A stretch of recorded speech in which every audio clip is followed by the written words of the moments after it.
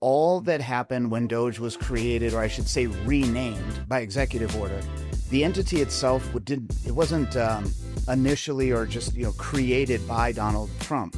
What happened was they took an existing congressionally authorized organization within the federal government, and they just gave it a name change. Yeah, because didn't Obama and Biden have a similar one? I believe it had something to do with digital efficiency or something along those lines. You could go back and check, but it was an office of, I thought it had to do with digital efficiency, but whatever it was an existing federal agency authorized by Congress. There's no congressional or no constitutional requirement or prohibition against a president changing the name on an agency, as long as the agency itself isn't changed. So that's the first thing. The second part of it, with regard to Elon Musk going from, the left's green energy savior to now he apparently is a Nazi, which, news to all of us. But I would say with regard to whether it's constitutional for him to advise or provide information to the president, of course it is.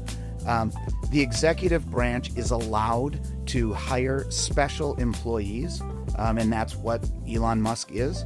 Elon Musk he has no congressional authority to unilaterally change, cut, suspend any types of payments. And he's not. He can refer it to the president. He certainly can gather information and provide it to the president. And ironically, if you take a look at what has been uncovered by Doge, most of these, what I would call back channel payments or kickbacks, ironically, USAID has been taking large swaths of money, hiding where that money has gone through either, offshore accounts or through shell companies, and sitting congresspeople on both sides of the aisle have been paying their friends and family large sums of money.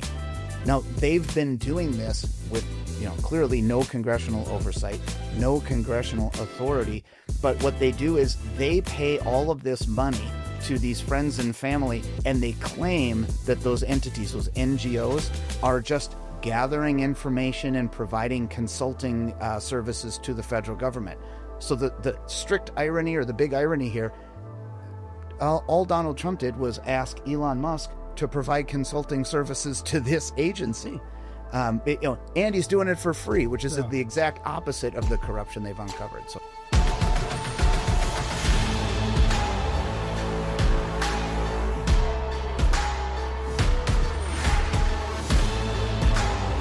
This is Sparta! Welcome back to Spartan Leadership. I'm your host, Josh Kosnick, and this week we got another Leadership in Review. So in the studio, the greatest man alive. That is I. Emanuel Whitfeld. And we got a returning guest, Jason Smith, from the Tasting Room. Yeah, he's a multifaceted business owner, but also started his career in constitutional law. And we're going to get into some topics today that he may have some knowledge on that we may not. May or may not. You never know. So, anything could happen on this place. That's right. We're going to be fast and furious today on a bunch of different topics because basically every time you open up your news browser, there's about 20 new topics to talk about. Something new. So we only do these once a month. Most of the time I'm doing leader-to-leader conversations where we're having as much inspiration and impact as possible. But we also feel it's important to talk about what's going on in the world and making sure that our leaders are doing what they're supposed to do. So topic one, gents, Doge. Doge. The Department of Government Efficiency. Of Elon's efficiency. That's right. It's getting a lot of hate. It's getting a lot of news, but also it's getting a lot of uncovered BS that we've been paying for a long time. Yeah. So, Jason, you want to touch on this from the constitutional perspective? Because the Democrats think that an unelected official shouldn't necessarily be in a position of power. Sure. Well, there's two things that are at issue here. The first one being, does this entity have the constitutional authority to exist? And if you were to just turn on a mainstream media, outlet, they may tell you it does not, right? It's a made up name with some internet meme and they're trying to sensationalize it. It's not true. All that happened when Doge was created, or I should say renamed by executive order, the entity itself wasn't initially or just created by Donald Trump. What happened was they took an existing congressionally authorized organization within the federal government, and they just gave it a name Yeah, change. because didn't Obama and Biden have a similar one? I believe it had something to do with digital efficiency or something along those lines. You could go back and check, but it was an office of, I thought it had to do with digital efficiency, but whatever it was an existing federal agency authorized by Congress. There's no congressional or no constitutional requirement or prohibition against a president changing the name on an agency, as long as the agency itself isn't changed. So that's the first thing. The second part of it, with regard to Elon Musk going from, the left's green energy savior to now he apparently is a Nazi, which is news to all of us. But I would say with regard to whether it's constitutional for him to advise or provide information to the president, of course it is. The executive branch is allowed to hire special employees, and that's what Elon Musk is. Elon Musk he has no congressional authority to unilaterally change, cut, suspend any types of payments. And he's not. He can refer it to the president. He certainly can gather information and provide it to the president. And ironically, if you take a look at what has been uncovered by Doge, most of these, what I would call back channel payments or kickbacks, ironically, USAID has been taking large swaths of money, hiding where that money has gone through either, offshore accounts or through shell companies, and sitting congresspeople on both sides of the aisle have been paying their friends and family large sums of money. Now, they've been doing this with clearly no congressional oversight, no congressional authority. But what they do is they pay all of this money to these friends and family, and they claim that those entities, those NGOs, are just gathering information and providing consulting services to the federal government. So the strict irony, or the big irony here, all Donald Trump did was ask Elon Musk to provide consulting services to this agency. And he's doing it for free, which is the exact opposite of the corruption they've uncovered. Hey, Spartans, we'll get right back to the episode, but I want to take a moment to tell you about Spartan Valor Foundation, our mission-driven initiative to support veterans, military families, and survivors of human trafficking. Every day, 17 veterans take their own lives, and over 17,000 children are trafficked in the U.S. annually. These numbers aren't just statistics, they're a call to action. Spartan Valor Foundation exists to fight for those who fought for us and to rescue those who cannot fight for themselves. We're raising $1 million by Veterans Day 2025, and we need your help. Our goal is simple: 100 ambassadors recruiting 100 people to donate $100 each. Every dollar we raise is split equally among 4 incredible organizations: Talon's Reach Foundation, Caleb House, the Headstrong Project, and the Boot Campaign, all working to restore purpose, healing, and hope to those who need it most. This is more than a fundraiser, it's a movement. You can donate, become an ambassador, or simply help us spread the word. Visit SpartanValorFoundation.org to join the mission. Now, back to the episode. Long-winded answer, but that's where how I see the tea leaves. It's here. really good context because most people don't understand that. They don't understand the basis of it. And then from a really broad perspective is, why would anyone be against finding out what type of corruption and waste of our money? I know. Did anyone ever watch Cops back in the day on Fox? Yeah. They're like, whenever they would grab some guy or some lady walking out of a store with a bag and they wanted to look inside the bag, what did they do? Waved their hands in the air and started yelling at the police, "Don't look in my bag, don't look in my bag." Yeah. This is Congress saying, "Don't look in my bag."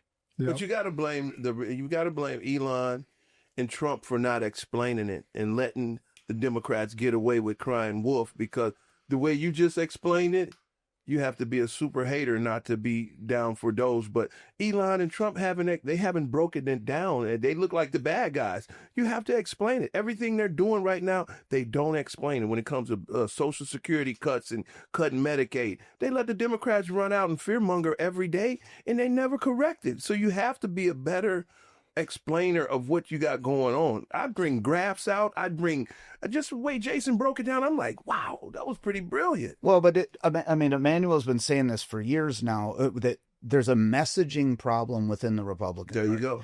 The Democrats just do a much better job of messenger. And now, getting away with it. I would also argue, and maybe this is, I don't know if everyone would agree with me, but I think there's a few rhinos out there that are helping skew the message along here, right? Or they're using back channels to. Cookie jar. Yeah. Their hands are in the cookie They know jar. they're caught. Yeah. They know they're caught too.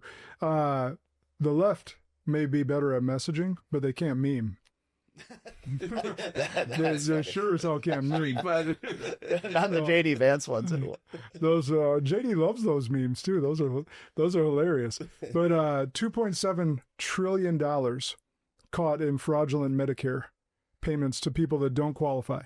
Yeah. But then the left spins that as, oh, he's going after Medicare. Yeah. No.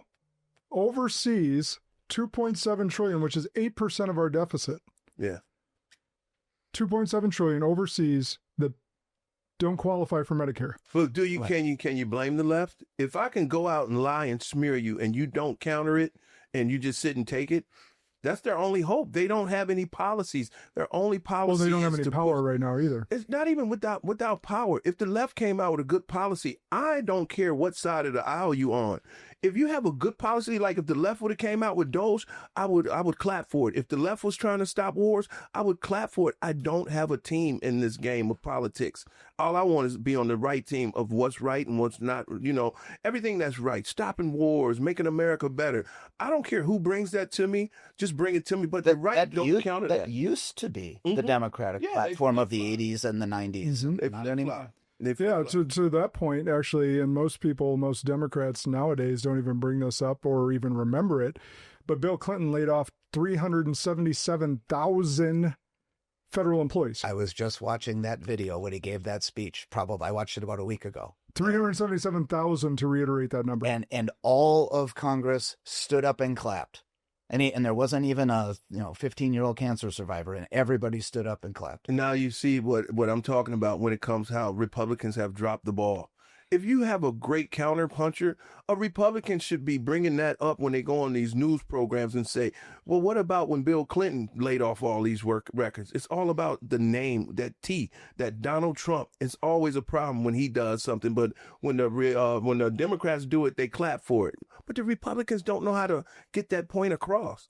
Maybe the question I have is, do you think that the Republicans don't know how to message, or that they're choosing not to because they've got hands in the cookie jar? That would be it. And before we got on recording, E and I were talking about, could Trump be allowing them to kind of dig their own grave, like he had over the previous 4 years with allowing them to personal execution of him and all that different stuff, attacks, and then made those policies so that now he can attack his political I opponent. think it's very possible. That's a very tough gamble, though. That's a big gamble, because the message is getting across. I mean, it's getting to a point where they're burning up Elon Musk's charging stations. They're boycotting his cars and everything because they've let the Democrats rile up a lot of maniacs to do we hate know him. that to be true, or did Soros pay him to do that? It could be that So too. that's the thing, and is if you check the polls,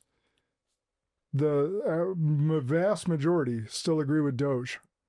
Because like to the tune of 80%. Yeah, And I it's mean, high you 70s make a for good sure. point, because Democrats are going to hate anything their Democratic base. They're going to hate no matter what. Like he said, you can come up with a cure for every disease in the world, and they'll still hate Republicans and Trump. So it's basically the Republican side. They love what he's doing, and the Republicans outvoted the Democrats this year. So all of this hoopla of what this outrage with the left is going through, it really doesn't matter, because that little base is just driven by hate anyway. So here's my thing is, like, I love seeing all of this uncovered.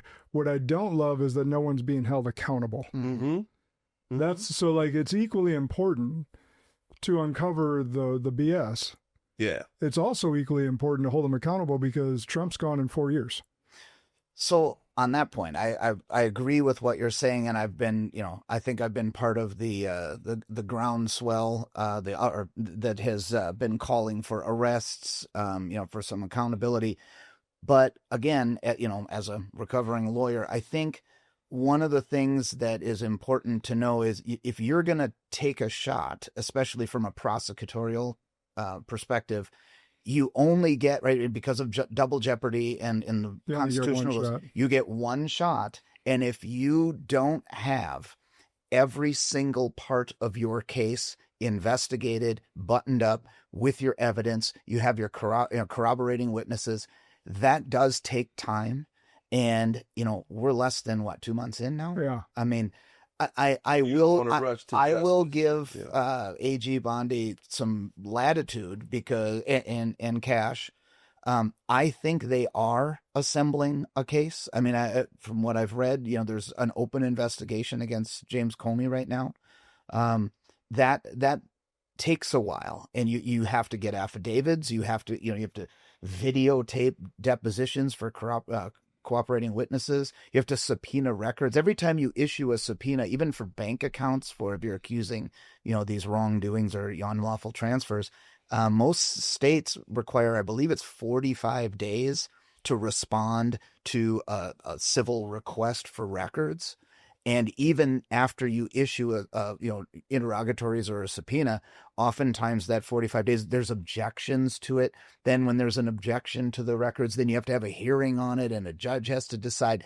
It is going to take some time, but back to your point, they should have some messaging on this. Yeah. All the attorney general would have to do is, instead of handing out, these ridiculous binders of already released information on the Epstein file, maybe come out and do a press release that says, here's the people of interest right now, and list off the people that were involved in the Crossfire Hurricane and say, we are actively engaged in, but these things take time. We have to collect evidence and interview witnesses.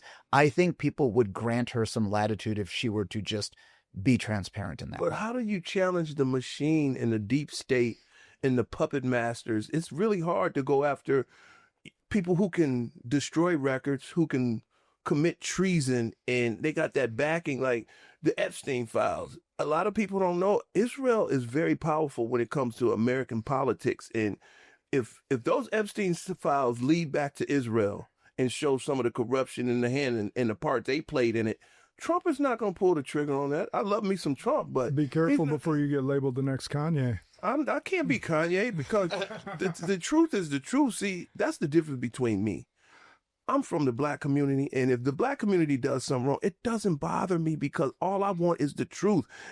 Listen, gays aren't off limit, blacks aren't off limit, Israelis, Jews, nobody's off limit. Wrong is wrong, right is right, power is power. And if you continue to sweep something under the rug, you're playing the same game that everyone else is playing. If you do something wrong, I call it out. It's not me. Hey, my best friend lives in Israel. But if that's what's going on, we all know. Well, and you separate, and that's the thing that Kanye did really poorly. Yeah, is not separating specific people. It's just people and policies. Right. Yeah, this is not a perfect. If it's Bibi Netanyahu that's the problem, or some of his cohorts, then you label it out as those. You can't label a whole country for what the top leaders. That's what I'm saying. That'd be like somebody labeling somebody in the USA for the corruption.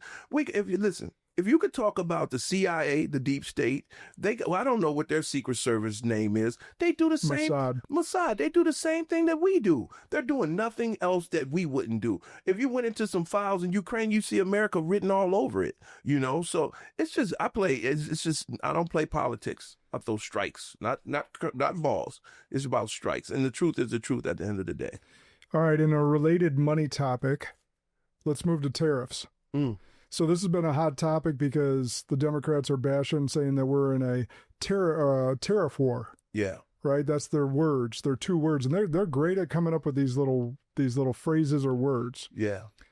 Orwellian misnomers, I like to call them. Orwellian misnomers. That's good. Actually, when I saw you earlier, I was like, the average person don't know what's going on behind that. And once again, the Republicans refuse to explain exactly what's going on. I saw a guy on TV.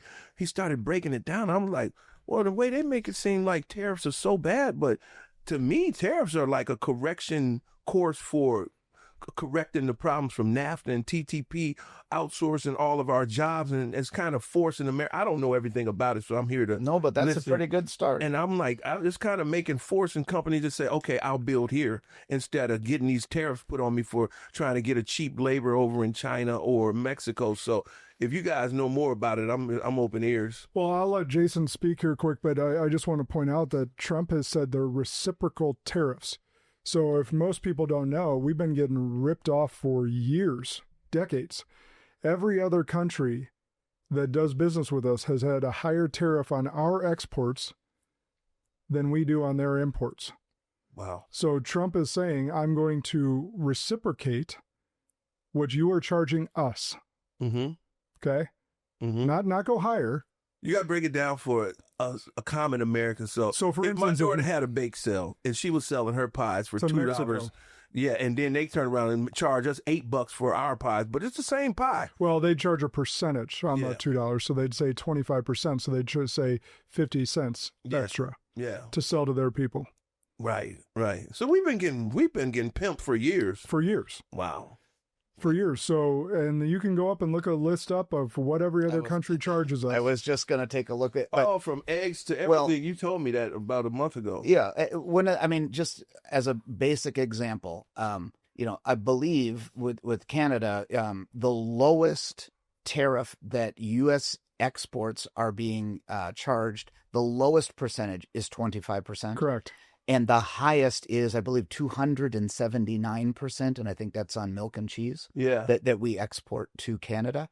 So Canada is charging. If our business people, our farmers want to sell something in Canada, they get charged 279% tax.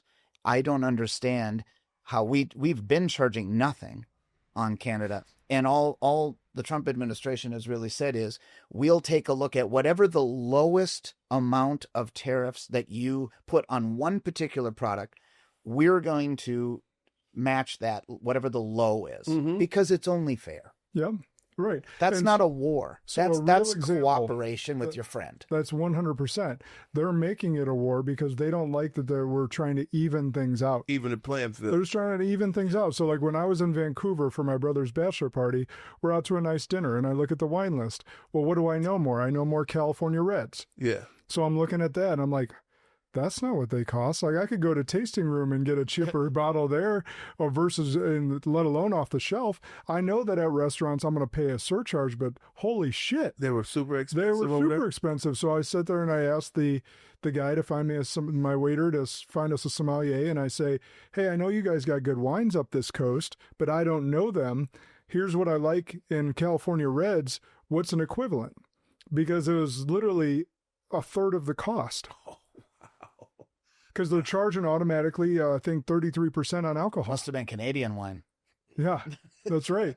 I wanted some Canadian wine then because they're way overcharging on the American wines. Wow. But that's what people don't understand is that you just go to one of these foreign countries, and even Canada that doesn't even seem foreign because they're just our upstairs neighbor, but they're charging us out the wazoo for our products. But that's back to the Republicans, man. Their messengers are horrible. They get on these news channels and these commentators are just challenging them, and they're just all around the place. The way you just broke that down, it's simple. It's very simple. And what did it force me to do? It forced me to buy some Canadian wine, which is what they wanted. Right? So what will that do for us? Force us to buy American products. See, that's how you break it down. Now, that's not a war, right? Now, a news anchor would be stumped if I was trying to challenge you and you did that to me, and I was a news anchor. I would have been like, he's never coming back on this show again. He just made me look stupid. That makes plenty of sense, and no one in Trump's cabinet can break it down like that, and that's sad. It's very sad because everything you guys are talking about makes total sense. I think the White House press secretary does a good job. She does do a nice job. Yeah. And I think that she gets wrongly dismissed. And I don't know whether it's because she's young or because she's female, but I think the left really has a they really go after her and like personally attempting to tear her down. And I think she does a very nice job, but again, I won't even get into the But when you're hypocrisy of that. prepared and you come with facts, all those darts they throw at you, they just bounce off. If you're very prepared, And she always is. yeah. She But if brings you're receipts. and you give it to the people very simplistically, people will get it. They will get it. Like, I think they need to watch Spartan Leadership more. And if Trump cabinet watched this, they'd be like, oh, we can get some pointers from those guys. I really think so. Well, we'll make sure Jason will get it next time he's at Mar-a-Lago. Get it in the right hands. That'd be sweet. But the other point I want to make on the tariffs is the impact it's having on our own economy. So Apple decides they're going to put in $500 billion plants and jobs in Texas. Another car company. Toyota is moving what they were going to build in Mexico to Arizona. Yep. That Taiwan microchip maker is investing $500 billion. So like there's The single largest corporate investment, I think, in the history of the United States. Yeah. A foreign. foreign outside. Yep.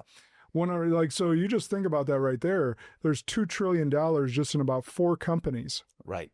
that have decided to build here. And that doesn't even take into account all the jobs and the economic impact that it's going to provide for those communities. Yeah. If we just break that down to the World Dairy Expo here in Madison, they're here for 4 days. Mhm. And it's a $25 million, maybe $30 million increase to all the businesses in Madison. Right. It's all the ancillary businesses, Yeah. right? I mean, catering and the Restaurants, restaurants, hotels. Right. Yeah. Going to smoke some cigars at the tasting room. It's true. All the different things that it impacts in the community when you build here in America. Mm-hmm. That's what tariffs are for. Yeah. And the fact that they keep calling it a trade war, a tariff war, it's not. Mm-hmm. It's getting back to even. Yeah. Right. Only person I saw on the news challenge one of those anchors was when the guy looked at her and said, well, if tariffs were so bad, why did Joe Biden keep all of the tariffs that Trump put on China and all these other places? It's only bad when Trump does Scott something. Jennings? One of them was Probably. Scott Jennings on CNN as a G. And I can't believe they allow him on there, honestly. Oh, He just got a raise, I read. Because CNN must realize he's the only one that the people listen to. I was going to say the irony of that is that CNN is officially adopting a merit-based pay scale. What's the other anchor for CNN that he really got mad when Trump's daughter-in-law said that Biden was losing his mind, and he was like, how dare you say that? Now he's writing a book about it. Oh, Jake Tapper. Jake Tapper. Yeah. That was hilarious. If it wasn't true, you couldn't make it up. That is just slap comedy. So That's crazy.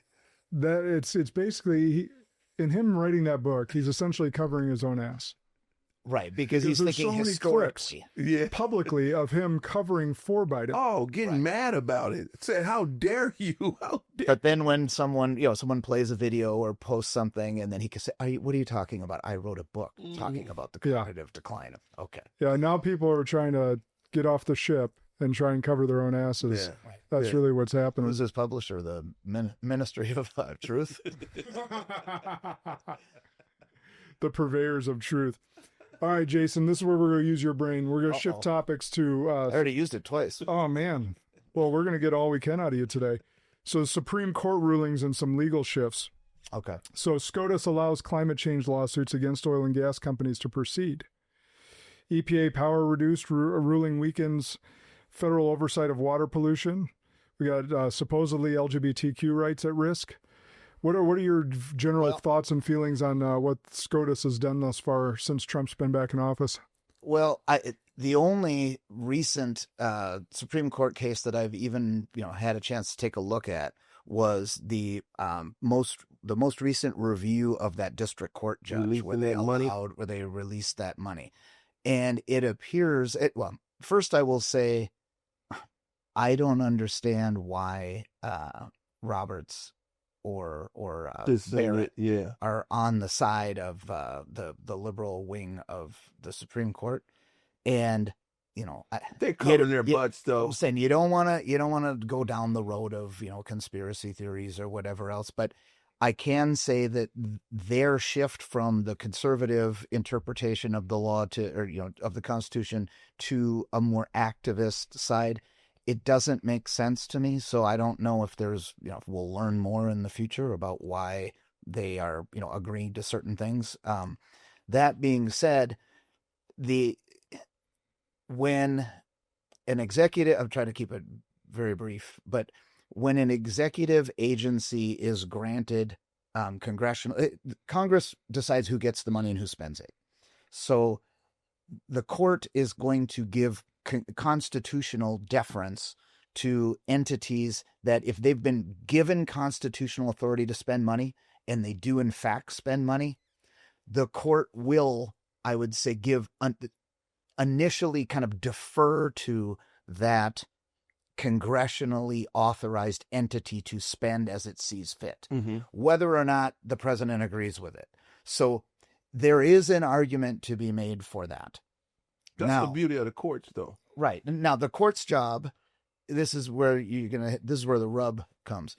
The court's job really is only to interpret the limits of what that is. But the executive branch, at the end of the day, handles all enforcement and execution of those laws. So you're trying to say that trumps, no pun intended, it trumps. But you know what? Well, I mean, as we've seen from our, lackluster immigration enforcement, an administration for years at a time can go ahead and ignore the enforcement or choose how it seeks to enforce laws. Biden did that, Biden did that for 4 years, where we got a forgiveness student loans, didn't enforce immigration law. Yeah. I mean, you saw what happened when the federal government did enforce it. 45 days later, border crossings down over 90% just by enforcing the laws that we have. So even sanctuary cities are in direct violation of that as we speak right now. Correct. I guess let me go ahead, wrap it up. Circle back. So wrap up that issue. The issue being the Supreme Court, and again, as a legal scholar myself, I certainly respect their decision, but they are not charged with enforcing the law, and they are also not elected. So when it comes to, they interpret what the law is, but the executive branch determines how it enforces the law. And if the people have spoken, there is a strong argument to be made that the executive branch can move forward with either enforcing or not enforcing the laws that are written. And the remedy is vote someone else in. Nah, but I look at it like this, Jay. You can't get emotionally involved with stuff like that. You got to break it down by facts. You can't want your Supreme Court justice to lean left or lean right. You want them to lean right. I don't care if you're conservative, but when it comes down to a decision, you got to throw all of that out there. Go with the facts. Go with what's the law. Don't just go on party line. What I'm saying is that the justices that have been voted in are choosing to be more activist. I think it contradicts their previous historical record on how they have ruled. But a lot of people are looking at the two justices that were conservative and they kind of sided with the left on this one. If they decided on the right decision, I'm not mad at them. I don't want you to just stay on your party line and say, well, I'm conservative, I'm going to go against the facts. So they need to break it down, and the facts aren't that hard to get to. They stir it up, they blur it, and I don't think they should be giving these lower judges this power to, I just don't know enough about it. So, well, the only just because I see things from such a visionary standpoint is like, the only reasoning that I can come to why those two chose is they know it's self-serving, is because they know how much they're gonna face over the next 4 years. They're picking and choosing their battles, it seems. Could be. Okay.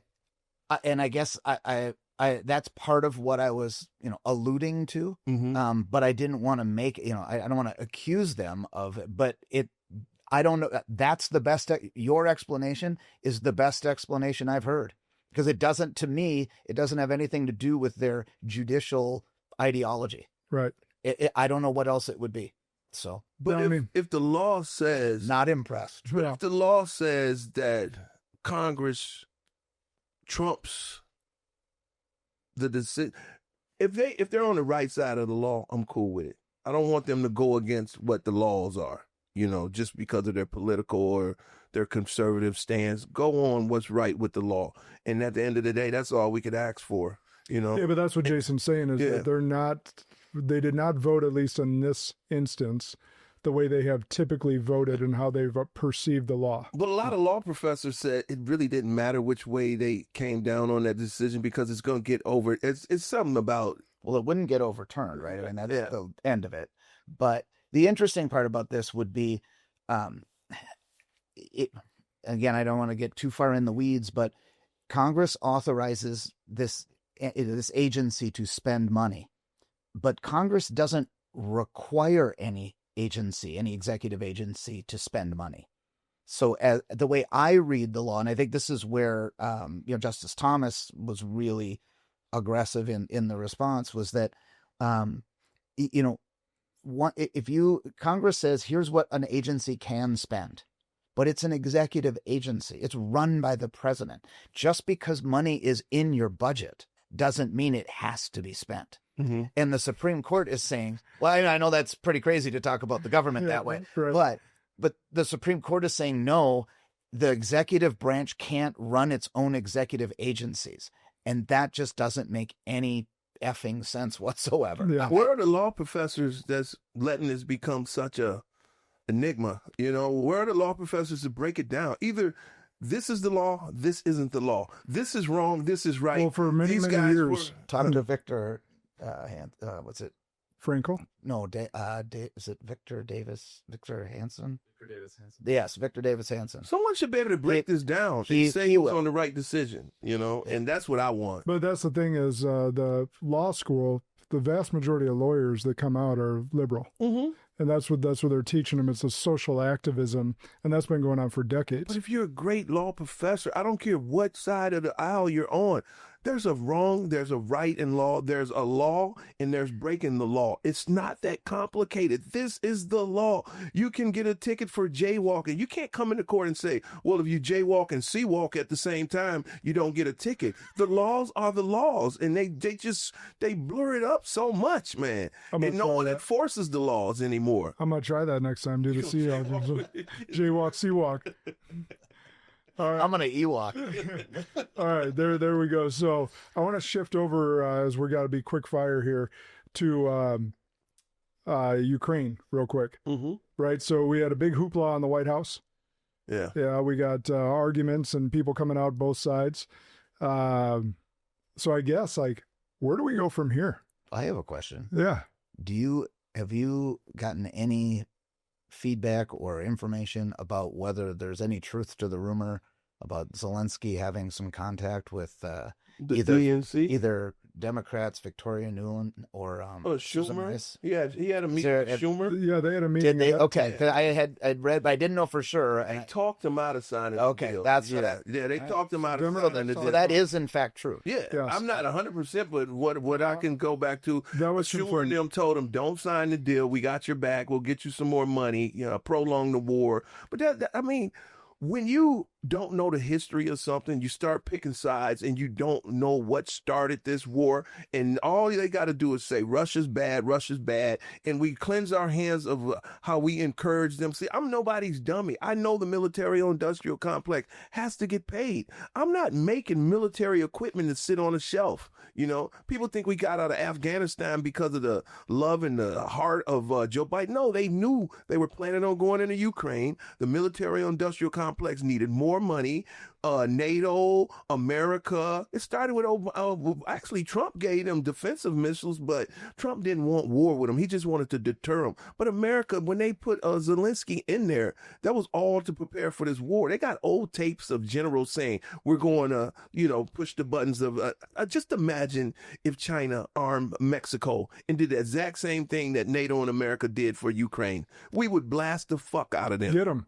I get it. I totally get it. And that we absolutely would. And that's what I've talked about, building a NATO base on the Mexican-American border. Oh, it'll be chaos. I'm sorry, not a NATO base, but whatever China's base would be called. Mm-hmm. We wouldn't allow it. Mm-mm. Right? And that's what Putin's been doing and saying. Well, and I think, didn't we talk about that last time? Yeah. We talked about, there was an agreement after the fall of the Berlin Wall that we were never going to move NATO east of where the wall was in Germany. Yeah. And since then, we've done it about 11 more times. Yeah. Right.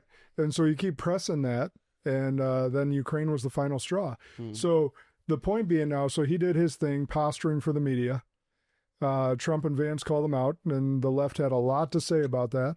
Yeah. But it's how do we come to peace now? can I back up for a Yeah. second and just ask you about if that has been confirmed that there's been sitting That's Congress? treason. Wouldn't, or at least was it the Logan Act? Is that the Yeah. one? Yeah, wouldn't that be a violation? It's 100% treason. So Now, what hasn't been confirmed is what they said in that meeting. I don't have that. What has been confirmed is the meeting with Schumer and a bunch of other Democratic leaders met with Zelensky before he went to the White House meeting. All right. So Cash, if Cash is listening, Yeah. I think it's time to at least have some interviews. Let's have some sit downs. How naive these Republicans are. I can't state this enough. They are so caught up in the politics. They're naive. If I'm and that goes back to Trump too. If I'm the president of the United States and I'm signing a deal with Zelensky, you're not talking to anybody else. You don't even come over here if you want to. These guys are they're for the war. They want you to continue to suffer. He's coming to see Donald Trump, not the Democrats. I would have had that. He can go visit them. So hold on, though. You're assuming that Zelensky is a good guy. No, he's not. No, but hold on. You're He's not. We know. Yeah, I know you know he's not. But that in that conversation you were just structuring would mean that he cares about his people, and he doesn't. He wants cares the war. about. Donald Trump had the power. You're coming over here begging me for mercy. We're going to get this deal done, and you can go talk to all the Democrats you want after this deal is done. I got my Secret Service guys watching you. You're going to come stay in a hotel. Then you're going to come have this meeting with me, and then you can go try to backdoor me all you want. But you got to play chess. The Republicans didn't know how slick the Democrats were going to be and waiting on him and like, hey, come over here and have a secret meeting with the guy. They're not prepared for that. Rubio's not prepared for it. Elon Musk is not prepared for it. None of these guys know how to play chess. This isn't checkers. Well, because they haven't been playing dirty politics for 30 years. Exactly. Because if the shoe was on the other foot and the Republicans were trying to prolong a war, it would be on every news and these guys would be getting arrested. I'm telling you. That's actually a really good point, Josh, is that playing this dirty politics game, it's in business, you play chess, right? I mean, you can tell, you make logical moves and you dot your I's, you expect that the other side or your competitors are also going to make logical moves and you see who wins. In politics, it's never that linear, right? And it almost, I guess, if you take a look back at, old, like Roman Empire or, Greek, the ancient Greece, it really, the biggest problems or the biggest internal conflicts were typically solved by aligning with your enemy's enemy. And I don't know, I mean, and maybe that's where this is headed, but I think at the end of the day, the Trump administration is going to need to find who's our enemy's enemy, and that's where they're going to have to go. So yeah, that's a good point. That makes good sense right there. All right, we got just a few minutes left. I know this has been fast and furious today, but this is something personal that I wanted to talk about because it's gotten no news. So you guys remember the Israel hostages, right? And there's still 100 and some of them kept, whether or not they're alive. I have my suspicions that they're not. Otherwise, they would have been returned already. Yeah. That got a lot of media attention, right? Not that I've seen. No. The original one. The whole hoopla of it over the last couple of years is because it's over 2 years now. Yeah. I believe. It's certainly been over a year. It's been over a year for sure.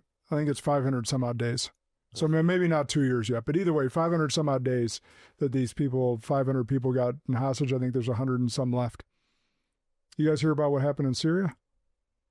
Is that the execution of the Christians? Yeah. It was over 100 Christians. Over 100 Christians murdered. Yeah, but I mean, for what? For practicing Christianity. But that's America. America wanted these guys in there. I keep it real. Israel wanted these guys in there. America wanted these guys in there. And the crazy Syrian people wanted these guys in there. And you get what you buy for it. Just like the black community who want open borders. You ask for something and you get it and you don't like it. That is exactly what's happening in Syria. No, what I'm saying, was that a Clinton State Department? Yeah. Syria was, and Assad was taken out, and Anyway. So that leader was installed by, I'm assuming, us and Mossad. Of course. Right. And it's an Islamist leader. And so my point in bringing this up is the USAID checks bounced and then the guy, he's on the top 5 most wanted list, and we supported him. In the world. And so my point in bringing this up is that I want to give some public attention to it because it gets no attention. There was a murder in Congo of Christians. No attention. But so over 100 people get killed, not even held hostage. Kill. No news. Wow. That's unbelievable. And Christians are persecuted all over the world. China, Africa, and then there's no news about it. And well, what I would say, if there's one maybe a small, hopeful, the reason I had heard about it was only because I read about it on X. Yeah. So, I mean, without that, right, I don't. But in anything in mainstream media, in print or on television, I didn't see anything. They won't. I just learned it from Josh right now. It's just a disgusting thing that we got going on here. And of course, like the Western media, like in Europe, they've been taken over by Islamists as well. And I'm not saying all Islamists are bad. What I'm talking about are the radical Islamists that are taking over and saying that their way of life is the only way of life. But we are the ones supporting these guys. We supported them in Libya. We've supported them in Syria. And America and Israel have picked these guys up from the battlefield and healed them and armed them with weapons. And I don't care. Listen, wrong is wrong. Right is right. You're right. And here's my point to this whole thing. So there was a CIA agent that was interviewed a number of years back. And he said in this interview, and I'm going to make it really brief because it can be looked up, that the Christians are the only ones we cannot control. Wow. Oh, that's interesting. That's very interesting. And that makes sense that they would say that. Why would Christians not be protected like Jewish are protected? Because Christians are the only ones that cannot be controlled. Wow. That's crazy. And so we're not going to get the media on it unless those of us that have voices speak up.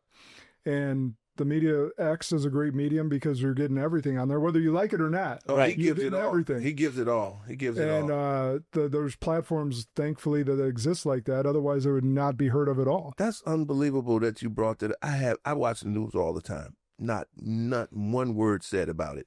Not on Fox, MSNBC, The View. No one has even mentioned that. Could you imagine if you just changed the color of some of these people or changed the scenario, how they would be going crazy on TV? Well, you think about in Syria, they're probably not white. No. In Congo, they're probably not white. Exactly. In China, they're definitely not white. Yeah. But you even change the color? No, it's the religion. It's not about them not being white. The people who pull the trigger is not white, and that's the reason it's not saying. All over the TV. You know what I'm saying? Yeah. Because just like happens in the hood, I watched the other day this rapper get gunned down at a gas station, at a car wash, him and his daughter, but the trigger man was black. It doesn't matter. If a cop or a Ku Klux Klan guy did it, it'd be over every news in the world. It's not about who got shot, it's who's pulling the trigger. And that's just the way society is right now. Well, that's an interesting point. It's who pulls the trigger. News, the overwhelming majority of news stories have nothing to do with newsworthiness, just agenda worthiness. Narrative. Yeah, narrative worthiness or agenda worthiness. Yeah. And that's why more and more people have to get woken up. Yeah. About the agendas behind the news or whatever we're hearing. And it's not about who's behind the trigger. It's about the story itself. And unfortunately, we live in a society that's all about who pulls the trigger. Then it means something. And it's sad. And that's why we're in the state that we're in right now. It's all about color. And the Democratic Party is on their last leg, and their only voting bloc that they have total control of is the black community, knowing that the black community is totally emotional, like that preacher said that I put you up on earlier.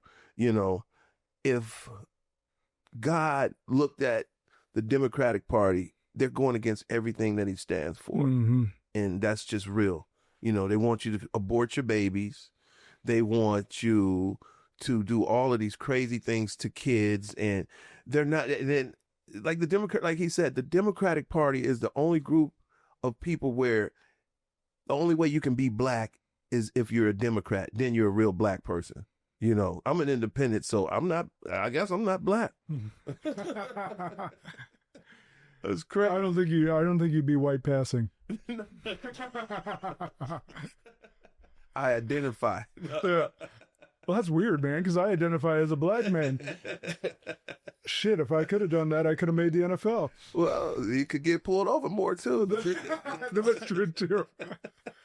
And we digress. All right, to wrap this up, y'all, make sure you're getting the agenda behind the narrative being preached to you. Think about it.